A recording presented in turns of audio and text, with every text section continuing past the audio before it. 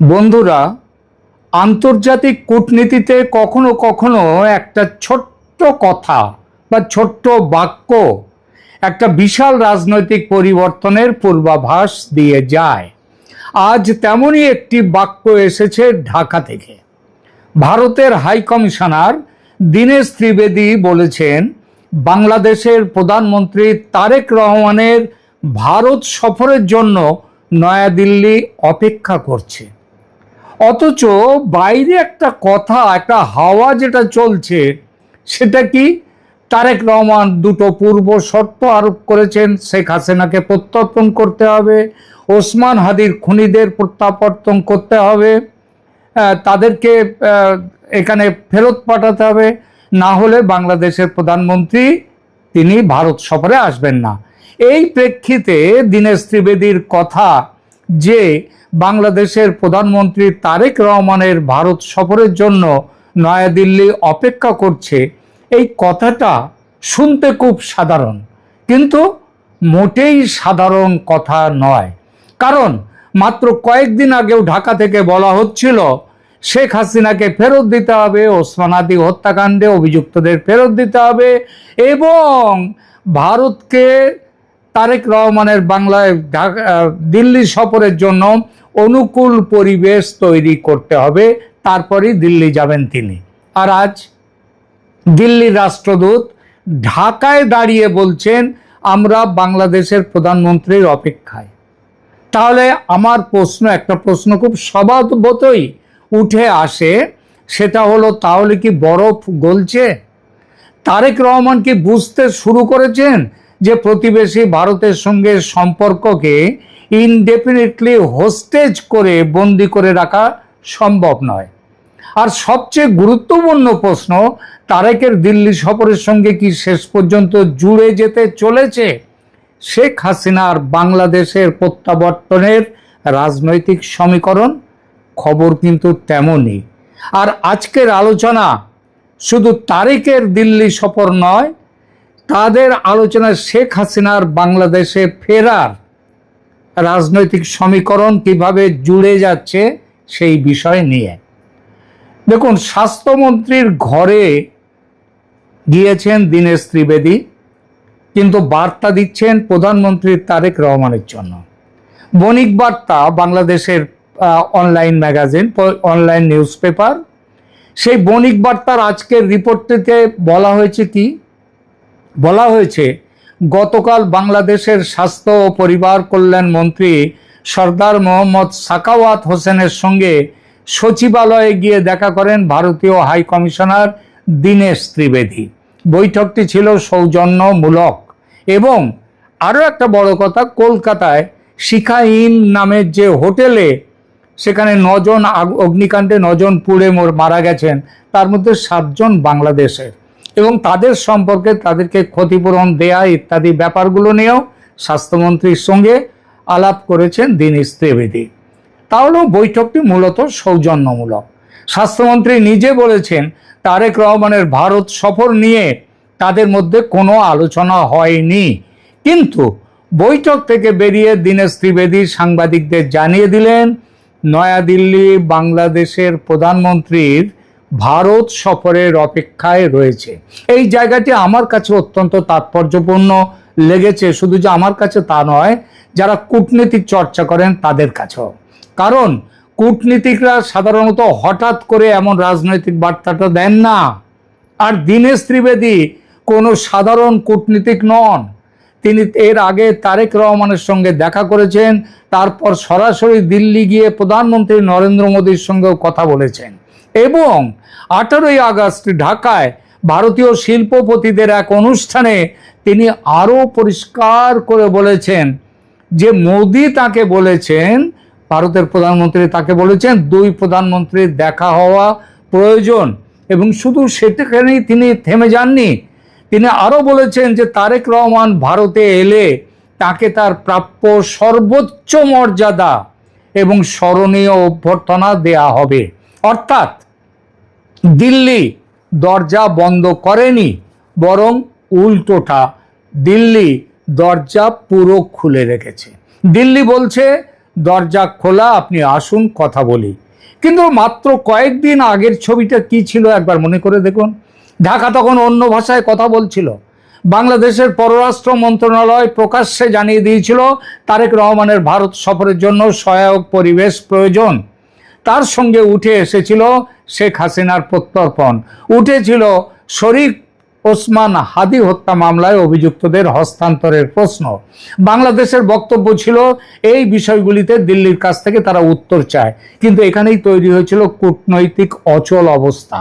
সবাই বলতে শুরু করেছিল তারেক রহমান বাংলাদেশ ছেড়ে ঢাকা থেকে দিল্লিতে আসছেন না, কারণ শেখ হাসিনাকে প্রত্যর্পণের প্রশ্নে ভারত সরকারের সামনে চাইলেই একটা রাজনৈতিক বোতাম টিপে দিলে আমার সিদ্ধান্ত নেওয়া হয়ে গেল, ওকে ফেরত পাঠিয়ে দেবো, এরকম হয় না।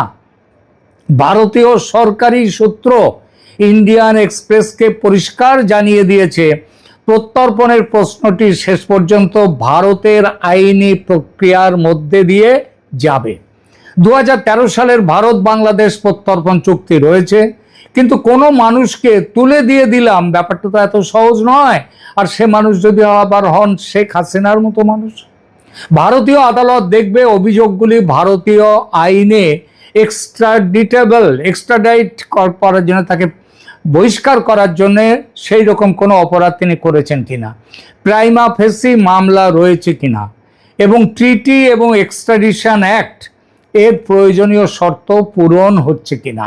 অর্থাৎ তারেক রহমান যদি বলেন আগে হাসিনাকে আমার হাতে তুলে দিন, তারপর আমি দিল্লি যাব, তাহলে দিল্লির পক্ষে বলা সম্ভব আপনার সফর রাজনৈতিক ও কূটনৈতিক বিষয়।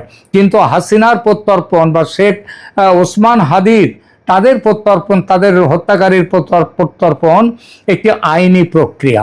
এই দুটোকে এক করে ফেলবেন না। আর এখানেই তারেক রহমানের সামনে তৈরি হয়েছে ফাঁদ। একবার ভাবুন, আপনি বাংলাদেশের প্রধানমন্ত্রী, আপনার দেশের সবচেয়ে বড় প্রতিবেশী ভারত, বিদ্যুৎ থেকে জ্বালানি, বাণিজ্য থেকে ট্রানজিট, সীমান্ত থেকে নদীর জল, প্রতিটি গুরুত্বপূর্ণ প্রশ্নে ভারতের সঙ্গে আপনার আলোচনা প্রয়োজন। সেই ভারতের প্রধানমন্ত্রী আপনাকে আমন্ত্রণ জানিয়েছেন, ভারতের রাষ্ট্রদূত প্রকাশ্যে বলছেন আপনাকে সর্বোচ্চ সম্মান দেয়া হবে, আমরা আপনার অপেক্ষায় রয়েছি। তারপরেও আপনি যদি বলেন না, আগে আমার শর্ত মানুন তারপর যাব, তাহলে প্রশ্ন উঠবে ক্ষতিটা কার হচ্ছে, ভারতের না বাংলাদেশের? ভারত তো বাংলাদেশকে নিয়ে তার সমস্ত বৈদেশিক নীতি থামিয়ে রাখবে না, কিন্তু বাংলাদেশের পক্ষে ভারতকে জিওগ্রাফি থেকে, মানচিত্র থেকে সরিয়ে দেওয়াও সম্ভব নয়।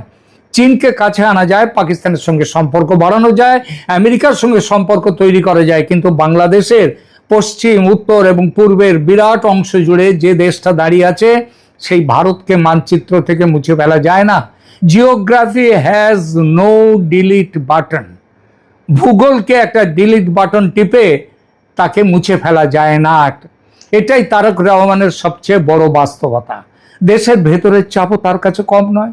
এই জায়গায় আরো একটি গুরুত্বপূর্ণ তথ্য, প্রথম আলোর প্রতিবেদনে ভারতীয় সংবাদ মাধ্যমের সূত্র উদ্ধৃত করে বলা হয়েছে, জ্বালানি সংকট সহ বিভিন্ন অভ্যন্তরীণ সমস্যার কারণে তারেক সরকার ভীষণ চাপের মধ্যে রয়েছে।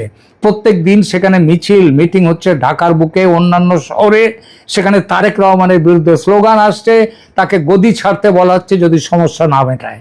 অর্থাৎ প্রধানমন্ত্রীকে সাইমালটেনিয়াসলি কয়েকটা ফ্রন্ট সামলাতে হচ্ছে, অর্থনীতি, জ্বালানি, বাণিজ্য, ভারতের সঙ্গে সম্পর্ক, শেখ হাসিনার প্রশ্ন, দেশের ভেতরের ভারত বিরোধী রাজনৈতিক চাপ এবং নিজের সমর্থকদের প্রত্যাশা।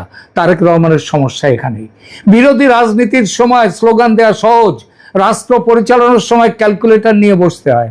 বিরোধী নেতা বলতে পারেন ভারতকে দেখিয়ে দেব, কিন্তু প্রধানমন্ত্রীকে পরদিন সকালে জিজ্ঞেস করতে হয় বিদ্যুৎ কোত্থেকে আসবে, ডিজেল কোত্থেকে আসবে, ব্যবসা কিভাবে চলবে, সীমান্ত সমস্যার সমাধান কার সঙ্গে করব, নদীর জল নিয়ে কার সঙ্গে বসবো।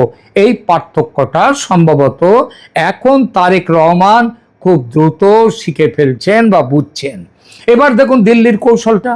আমার কাছে দিল্লির বর্তমান কৌশল কিন্তু বেশ আকর্ষণীয়। ভারত পাল্টা কোনো আলটিমেটাম দেয়নি, বলেনি যে শর্ত তুলে নিন তারপর কথা হবে, বলেনি। বরং কি বলছে, আমরা অপেক্ষা করছি। আরো এক ধাপ এগিয়ে বলছে, আপনি এলে আপনাকে সর্বোচ্চ সম্মান দেওয়া হবে। এটার নাম হলো সফট ডিপ্লোমেসি, নরম কূটনীতি। কিন্তু নরম মানেই যে দুর্বল তা নয়, বরং এর মধ্যে একটা প্রচণ্ড সাইকোলজিক্যাল প্রেশার রয়েছে।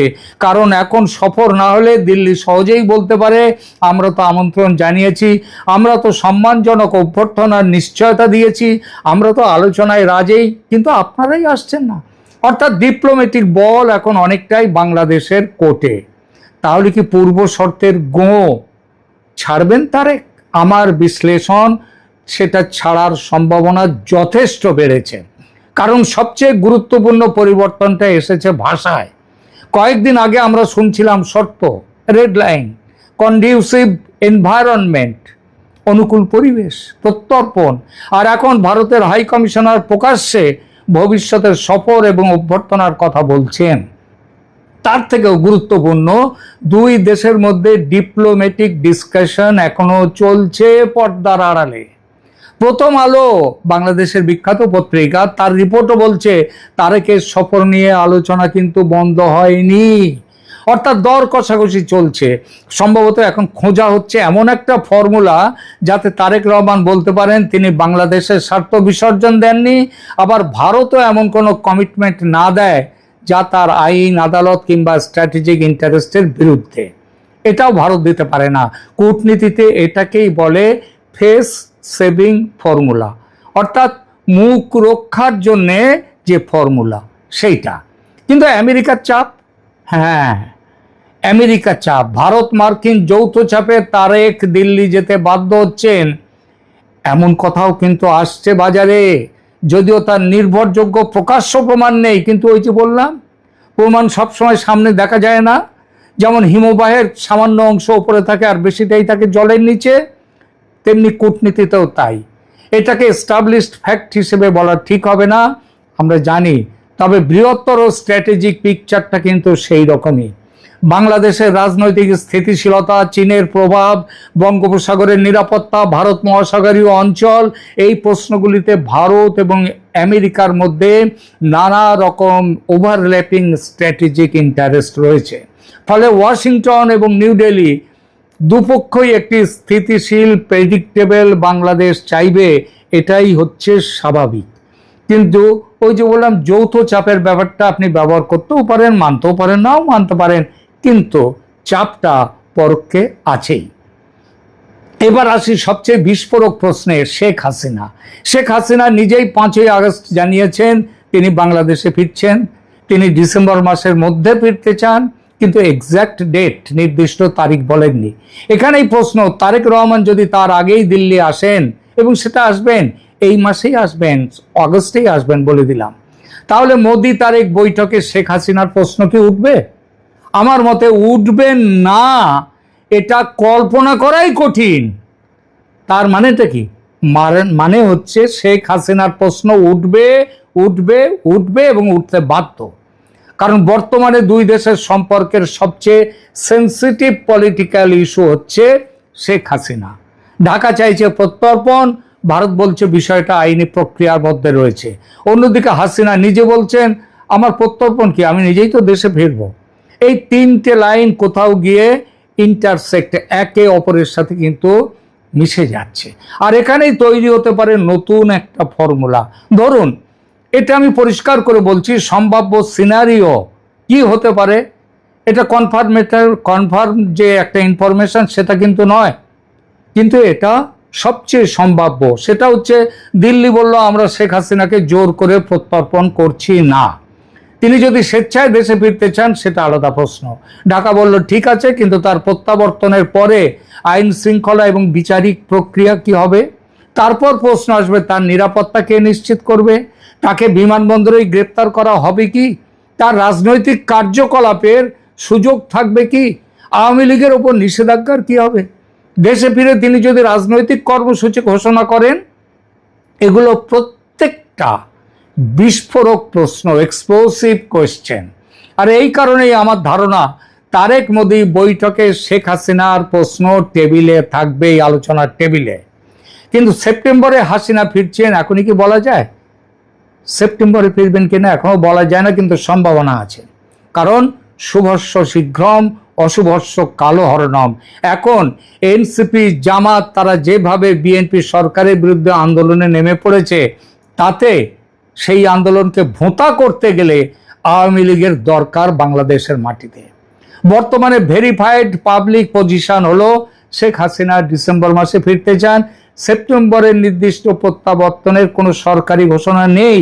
তবে তারেক রহমান যেহেতু ওই আগস্ট মাসে যাচ্ছেন কিংবা সেপ্টেম্বরে ব্রিক্স উপলক্ষে যদি তিনি যান, মোদির সঙ্গে বাইল্যাটারাল মিটিং তার হবেই, তাহলে তার সফর হাসিনার এভেনচুয়াল রিটার্ন, কবে তিনি ফিরবেন, রাজনৈতিক ফ্রেমওয়ার্ক কি তৈরি হবে, সব আলোচনায় আসবে। সেটা সেপ্টেম্বরে রিটার্ন হবে কিনা সেটা এখন বলা প্রিম্যাচিওর, কিন্তু সম্ভাবনা আছে, অসম্ভব নয়। এই পার্থক্যটা মাথায় রাখতে হবে। তারেক রহমানের সামনে শেষ পর্যন্ত তাহলে কি হলো? তিনটে রাস্তা। প্রথম রাস্তা, শেখ হাসিনার প্রত্যর্পণের দাবিতে অনড় থাকবেন এবং দিল্লি সফর করবেন না। এতে দেশের একাংশের কাছে রাজনৈতিক হাততালি তিনি পেতে পারেন, কিন্তু ভারত বাংলাদেশ সম্পর্ক আরও আটকে যাবে, বাংলাদেশের সমস্যা আরও বহুগুণ বেড়ে যাবে। দ্বিতীয় রাস্তা, শর্ত পুরোপুরি প্রত্যাহার করে তিনি দিল্লি চলে গেলেন। এতে দেশে তার বিরোধীরা বলবে তারেক ভারতের কাছে আত্মসমর্পণ করেছে। তাই আমার মতে সেটাও তারেক করতে পারেন না, কোনো রাজনৈতিক নেতাই করতে পারেন না। সবচেয়ে সম্ভাব্য হচ্ছে তৃতীয় রাস্তাটা। সেটা কি? যে তিনি মানে ফর্মালি যে পূর্ব শর্ত দিয়েছেন প্রত্যাহার করবেন না, কিন্তু প্র্যাকটিক্যালি সফরে চলে যাবেন এবং বলবেন বাংলাদেশ তার দাবি থেকে সরে আসেনি, বরং সেই দাবি নিয়েই ভারতের প্রধানমন্ত্রীর সঙ্গে এবার তিনি সরাসরি আলোচনা করতে যাচ্ছেন। রাজনৈতিকভাবে এটাই সবচেয়ে সুবিধাজনক ফর্মুলা। সাপও মরল, লাঠিও ভাঙল না। আর ভারতও সম্ভবত ঠিক এটাই চাইছে, কিন্তু দিল্লির লক্ষ্য তারেক রহমানকে অপমান করা নয়, বরং তাকে নেগোশিয়েটিং টেবিলে, আলোচনার টেবিলে নিয়ে আসা। কারণ ভারতেরও বাংলাদেশকে প্রয়োজন সীমান্ত নিরাপত্তার জন্যে, বহু কিছুর জন্যে, উত্তর পূর্ব ভারতের কানেক্টিভিটির জন্যে, বঙ্গোপসাগরের জন্যে, বাণিজ্যের জন্যে, সব কিছুতে। সুতরাং সম্পর্কটা যে শুধুমাত্র বাংলাদেশের দরকার এরকম একতরফা ডিপেন্ডেন্সি বা নির্ভরতা নয়, কিন্তু অ্যাসিমেট্রি অবশ্যই আছে এবং সেই অ্যাসিমেট্রির বাস্তবতা বাংলাদেশের যে কোনো সরকারকেই বুঝতে হবে। শেষ কথা তাহলে কি দাঁড়ালো বন্ধুরা? গত কয়েকদিনের ঘটনাগুলো পাশাপাশি সাজিয়ে দেখুন। তারেক রহমানের সঙ্গে দীনেশ ত্রিবেদীর বৈঠক, তারপর ত্রিবেদীর দিল্লি যাত্রা, মোদির সঙ্গে তার আলোচনা, তারপর ভারতীয় শিল্পপতিদের ঢাকায় উপস্থিতি এবং তারপর তারেককে স্মরণীয় অভ্যর্থনা দেওয়ার মোদির বার্তা, এবং এবার বাংলাদেশের স্বাস্থ্যমন্ত্রীর সঙ্গে বৈঠকের পরে আবার দীনেশ ত্রিবেদী ঘোষণা করলেন দিল্লি বাংলাদেশের প্রধানমন্ত্রীর সফরের অপেক্ষায়। এগুলো বিচ্ছিন্ন ঘটনা বলে আমার মনে হয় না, বরং একটা ডিপ্লোম্যাটিক প্যাটার্ন দেখা যাচ্ছে। দিল্লি তারেক রহমানকে একটা কথাই সম্ভবত বোঝাতে চাইছে, আপনি বাংলাদেশের প্রধানমন্ত্রী, আপনাকে আমরা সেই মর্যাদাতেই গ্রহণ করতে প্রস্তুত, কিন্তু সমস্যার সমাধান শর্ত ছুড়ে দিয়ে নয়, টেবিলে বসে হবে। এখন সিদ্ধান্ত তারেক রহমানের। তিনি তার ওই লোকাল পলিটিক্স, ডোমেস্টিক পলিটিক্সের চাপ মেনে দিল্লিকে রাখতে আর দূরে সরিয়ে রাখতে পারবেন না। তাকে যেতে হবে এবং বৈঠকে শেখ হাসিনাকে নিয়েও আলোচনা করতে হবে এবং অনেক কিছু বিষয় আলোচনা করতে হবে। সেই আলোচনায় যদি আসে যে একটা কুলিং পিরিয়ড 2-3 মাসের দিয়ে সেপ্টেম্বরের বদলে ডিসেম্বরে ফেরার কথা যদি শেখ হাসিনার হয়, তাহলে সেটাও হতে পারে, কিন্তু আলোচনার টেবিলে ঠিক হবে তারেক রহমানের সঙ্গে মোদির বৈঠকে। আর এখানেই আগামী কয়েক সপ্তাহ বাংলাদেশের রাজনীতিতে সবচেয়ে বড় প্রশ্ন। এখন আমরা এইটাই দেখব। তবে নিশ্চিতভাবেই আজকে আমি বলছি তারেক রহমান দিল্লি সফরে যাচ্ছেন, মোদির সঙ্গে বৈঠকে বসছেন। সেই বৈঠকের অন্যতম আলোচ্য বিষয় শেখ হাসিনা কিভাবে দেশে ফিরবেন এবং কবে ফিরবেন। এখনকার মতো এখানেই রাখছি। ভালো থাকবেন, ধন্যবাদ। আর কমেন্ট করুন, লাইক দিন, শেয়ার করুন এবং চ্যানেলের সাবস্ক্রাইব করে পাশে থাকুন। ধন্যবাদ।